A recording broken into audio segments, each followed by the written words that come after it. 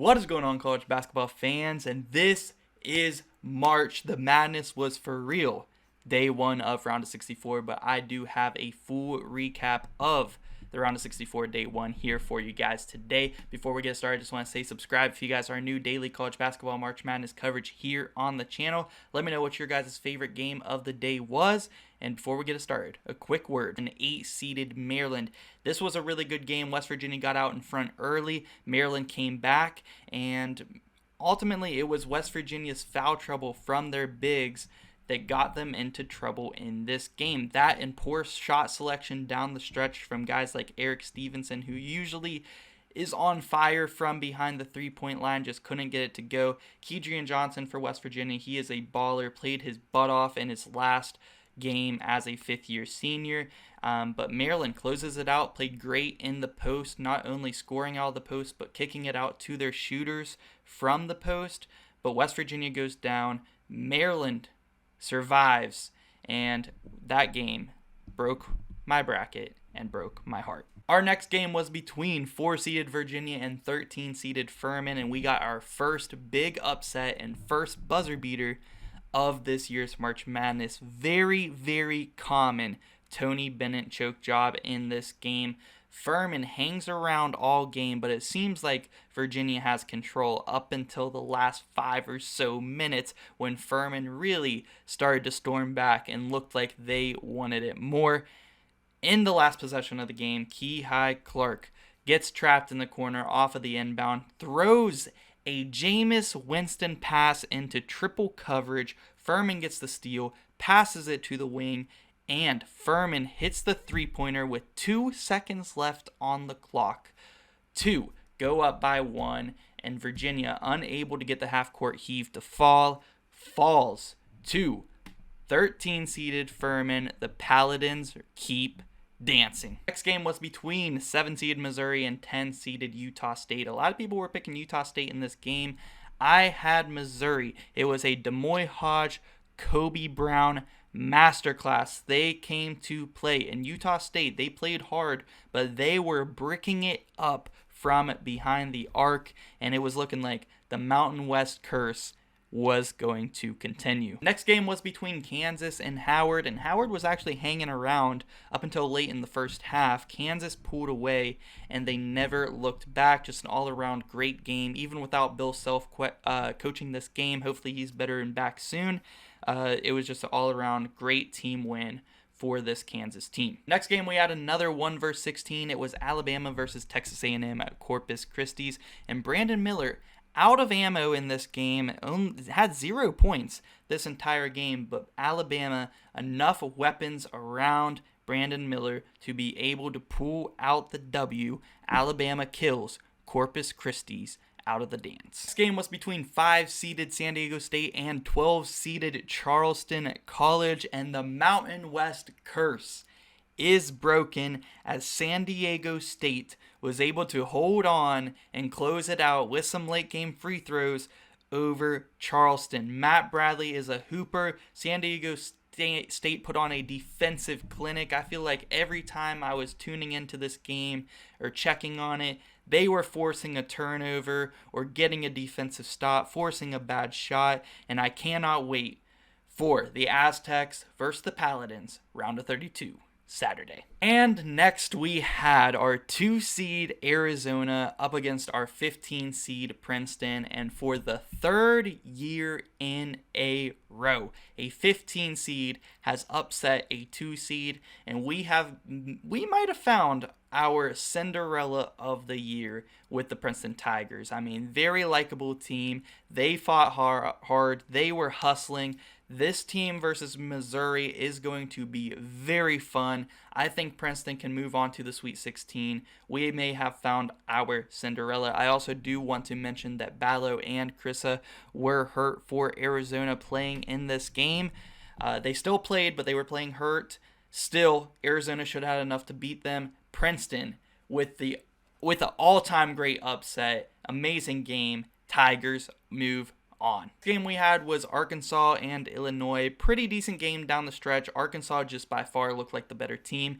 Illinois did not look good at all. They just don't have any good guard play. And Musselman in March put on a clinic. You love to see it. Arkansas moves on. Cannot wait to see them go up against Kansas next round. A lot of people think they have a chance. I'm not quite sold on that. Let me know what you guys think. Back-to-back 8 versus 9 seeds now. We had Auburn versus Iowa. This game was looking like a snoozer at first, but Iowa kept sticking around, like they kept storming back. They would cut it within 4, 3, 5, and then they slowly, Auburn would slowly pull back away by 10. Iowa would storm back, pull away. It was kind of like that all game long, and ultimately Iowa was unable to get over the hump and close the gap completely to take the lead. But Iowa did not go away, even though I'm a big Iowa hater when it comes to picking them in March, and I did pick Auburn in quite literally all of my brackets. Iowa did show a lot of fight in this game, and I will give them that. Chris Murray, 5 of 18 from the field, 15 points. Still kind of didn't perform on the big stage, kind of like I predicted, but he played a little bit better than I thought he would, to be honest. Johnny Broome, Wendell Green, big games. Auburn moves on to face Houston next round. We had our second 12 seed versus our 5 seed, and it was Oral Roberts versus Duke. Very disappointing game. I was really hyped up to watch this game. I was streaming all day yesterday. I was really hyped to watch it, and Duke comes right out the gates and goes up like 11-0 right off the start. Oral Roberts didn't score until about 8 minutes into the game, and Duke, honestly, they never looked back from that point. Oral Roberts started to make a push late, but just never, it was too little too late, and ultimately they just didn't even come anywhere close near Duke. But Duke looks like a force. Excited to watch them versus Tennessee on Saturday. Lively might be the best paint protector in the country. He's definitely up there. He is a beast, but Duke orally beat them down. Next game was 10-seeded Boise State up against 7-seeded Northwestern. And man, Pete Nance is punching the air right now. Boo Buie put on a masterclass.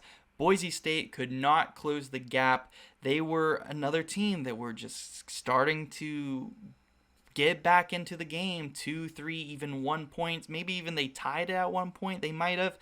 But just were never able to get over the hump. Northwestern stayed ahead, pulled away, and the Mountain West curse is back on. Our next game was another 2 versus 15 seed. It was Texas versus Colgate. Colgate hung around in this game. They came out of this game right off the start and were shooting on all cylinders. The problem was their defense. They were hitting their shots. They just could not stop Texas. And Texas just the bigger, stronger, better skill, just all around the better team. And it was very obvious from the start, and Colgate did hang around in there for a lot of this game. I will give them credit. They're not a bad 15 seed, but it was a Serge Rice masterclass in this game. 6th man of the year in college basketball. He is a absolute beast, and he is going to be a force for Texas as long as they are in this tournament. The Longhorns are legit. Game we had Northern Kentucky versus Houston, and Marcus Sasser did get hurt again. Hopefully he is good to go for next round against Auburn. That is going to be a big game. But Northern Kentucky hangs around. Out of all of we had 3 1 versus 16 seeds today, and this was by far the closest one. Northern Kentucky really hanging in there today. Houston does hold on. I'm worried because they are my national champion pick. Can they make it there? Because this was a little bit worrying to see. We did have 4-seeded Tennessee up against 13-seeded Louisiana, and Tennessee was up most of this game, but towards the end, Louisiana starts to rage back. Tennessee does survive in a very close game, and a rare Tennessee late game finish. Louisiana's comeback falls just short. At our 15-seed UNC Asheville up against 2-seeded UCLA, and this game was a Bruin domination from the start. UCLA looks very dangerous even without Jalen Clark, and yeah, just not much else to say about this one. All around great win by UCLA. domination. The last game we have to talk about here today is 7-seeded Texas A&M going up against 10-seeded Penn State. Andrew Funk was on fire in this game. So was Jalen Pickett. It was a Jalen Pickett passing masterclass. He also put up about 20 as well. Those two were beasts for Penn State, and Penn State dominated this game. I was very surprised. I was expecting Texas A&M, Penn State. This was more of a 50-50 kind of game. Very, very surprised. I did pick Penn State to win this game. Super surprised how much they dominated this game. But Penn State, Northwestern, and Maryland all picking up W's in day one. Is the Big Ten kind of nice in the tournament now? I was a big guy saying, the Big Ten, you can't trust them in March. But Penn State, Northwestern, and Maryland looking pretty good out of the first round as, semi-high seats. But that is going to do it for this one. Let me know what your favorite game of the day was. Let me know if you guys want to see me continue to do recaps after every day of March Madness. If so, I will be back for round of 64, day 2 with a recap tomorrow night. And yeah, guys, thank you so much for watching.